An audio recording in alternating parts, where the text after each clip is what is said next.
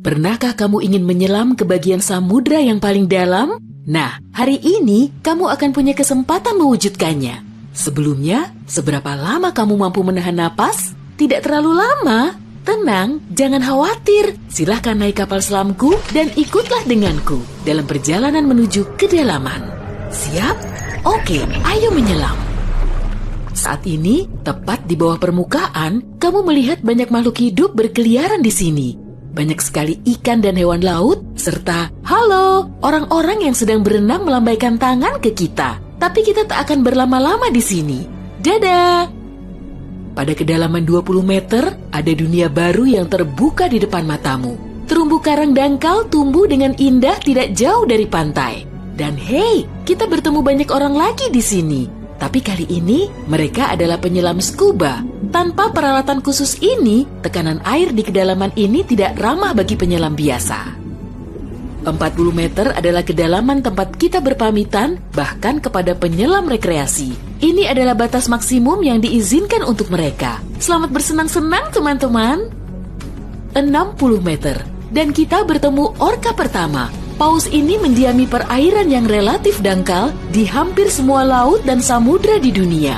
Tahukah kamu bahwa orka adalah predator puncak? Artinya, orka tidak punya musuh alami dan tidak ada yang bisa mengalahkannya. Pada kedalaman 70 meter, kita bertemu dengan hiu paus, spesies ikan terbesar yang diketahui dunia dengan berat mencapai 60 ton.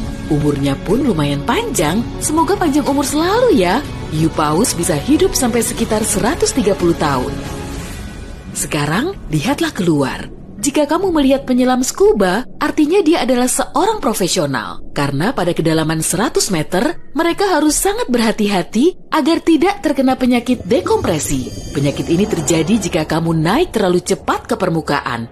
Dan jika beruntung, kamu juga bisa melihat gurita Pasifik raksasa. Dia tinggal di perairan dingin mulai sedalam ini dan sampai kedalaman 2000 meter. Sekarang, kita memasuki bagian samudra yang gelap. Pada kedalaman 150 meter, hanya 1% cahaya dari permukaan yang sampai ke sini. Sisanya diserap oleh air. Segala sesuatu yang lebih dalam dari sini akan menjadi semakin gelap. Hei, lihat! Pada kedalaman 200 meter, ada oarfish raksasa yang mengitari kapal selam kita. Makhluk ini diyakini sebagai penyebab dari semua penampakan ular laut. Dan banyak yang salah kaprah. Terkadang, mereka berenang ke permukaan dan menakuti para pelaut dan perenang. Tidak heran, panjang ikan ini bisa sampai 11 meter. Pastinya cukup untuk membuat bulu kuduku berdiri. Oke, sekarang kita berada di kedalaman 300 meter. Dan sebentar, makhluk besar apa yang ada di luar sana itu? Oh, aku tahu, itu kepiting laba-laba Jepang. Kamu bingung kenapa laba-laba? Tuh, lihat saja kaki mereka. Dan jawabannya akan datang kepadamu tanpa butuh petunjuk lain. Omong-omong, kaki-kaki ini juga yang mendominasi ukuran makhluk ini. Tubuh kepiting seperti ini biasanya hanya selebar setengah meter. Mari masuk lebih dalam. Dan di kedalaman 500 meter, kamu akan melihat paus biru terakhir. Tidak, bukan paus biru terakhir di dunia. Maksudku, ini adalah jarak terdalam yang bisa mereka tempuh. Paus biru tidak benar-benar perlu menyelam sampai sedalam ini untuk mencari makanan yang sudah berlimpah di perairan dangkal. Tapi mereka masih mampu. Sepertinya mereka hanya ingin memamerkan kehebatan. Mau bagaimanapun, mereka adalah makhluk terbesar dalam sejarah bumi, baik di samudra maupun di darat. Shh, kamu mendengar ini? Ini adalah suara yang dibuat paus sirip untuk berkomunikasi dengan teman-temannya dari jarak berkilo-kilometer. Mereka bisa melakukan ini berkat saluran shofar atau saluran laut dalam yang umumnya dimulai dari 600 meter, tapi kedalamannya dapat bervariasi. Ini adalah lapisan air yang kecepatan suaranya paling rendah dan gelombang suara dapat bergerak ribuan kilometer sebelum menghilang. Pada kedalaman 830 meter, kita telah mencapai titik tempat Burj Khalifa, gedung tertinggi di dunia. Tidak akan mungkin menunjukkan ujungnya ke permukaan jika diletakkan di bawah air. Hei, ayo kita coba. Sekarang kita memasuki bagian samudra yang sangat menarik.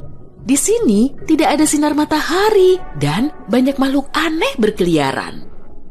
Salah satunya adalah cumi-cumi raksasa.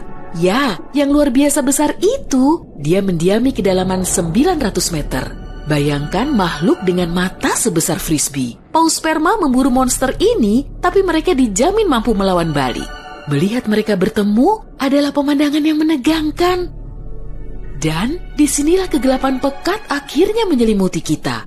Zona tengah malam. Tekanan di sini sangat besar, sehingga jika kamu entah bagaimana bisa sampai ke sini tanpa kapal selam, kamu akan hancur dalam beberapa detik. Dan lebih malangnya lagi, tanpa melihat apapun, pasti tidak mau kan? Kembali ke topik. Di kedalaman 1100 meter terdapat Mata Barat, salah satu gunung berapi samudra terdalam di dunia. Letusan terakhirnya terjadi pada tahun 2009 dan bahkan direkam oleh kendaraan yang dioperasikan dari jarak jauh. Di kedalaman 1280 meter, kita melihat hiu putih besar yang ganas. Predator ulung ini adalah jagoan di kedalaman ini. Penglihatan mereka agak buruk dan mereka bergerak menggunakan indera penciuman. Jadi, mereka sama sekali tidak membutuhkan sinar matahari untuk memburu mangsa. Aku tidak melihatmu, tapi tetap akan memakanmu. Selain itu, penyu belimbing, penyu terbesar di dunia, menyelam di kedalaman yang sama. Apa mereka sengaja menyelam sampai sini untuk bermain dengan hiu putih besar? Wah, lihat jala-jala besar itu. Kita sekarang berada di kedalaman 1500 meter, tempat metode penangkapan ikan bernama menangkap semua digunakan. Jala di sini akan diseret di sepanjang dasar samudra, menangkap apa saja yang kurang beruntung di sana. Mengenai seberapa merugikannya metode ini bagi kehidupan samudra, biar kamu sendiri yang menilai. Pada kedalaman 1830 meter, jika berada di Grand Canyon, kita akan duduk di titik terendah dan terdalamnya. Bayangkan semua curug di sana terisi penuh oleh air, maka seperti itulah pemandangan di sini. Nah, jika kita benar-benar berhati-hati, pada kedalaman 2000 meter, kita akan melihat ikan naga hitam. Makhluk yang bagaikan muncul dari mimpi buruk ini tinggal di bagian samudra yang dalam dan gelap. Dan percayalah padaku, lebih baik dia tetap di sana. Bentuknya mirip makhluk dari film horor dan aku lebih suka jika kita tidak berpapasan dengannya di permukaan. Pada kedalaman 2250 meter, kita harus berpamitan dengan paus sperma. Ini adalah titik terdalam yang bisa mereka selami. Dan mereka memang tidak punya urusan untuk menyelam lebih dalam lagi. Mungkin kalau mereka berburu ikan naga hitam, atau justru mereka yang diburu. Mustahil, perbedaan ukuran mereka terlalu besar. Panjang paus sperma bisa mencapai 19 meter, yang menjadikannya paus bergigi terbesar di dunia. Tidak banyak makhluk laut bisa melawannya. Semoga kapal selam kita punya lampu sorot yang kuat ya, karena tanpanya kita tidak akan bisa melihat keindahan terumbu karang samudra dalam yang super indah di kedalaman 3000 meter. Terumbu karang ini dapat ditemukan di setiap samudra dan sayangnya tidak bisa dilihat tanpa peralatan khusus untuk menyelam di samudra dalam. Oke, mari terus melangkah lebih dalam. Dan di kedalaman 3700 meter, kita mencapai kedalaman rata-rata samudra dunia. Mulai sekarang, perjalanan menuju kedalaman yang sebenarnya dimulai. Dasar samudra rata-rata telah kita lewati, jadi sekarang saatnya menyelami celah terdalam.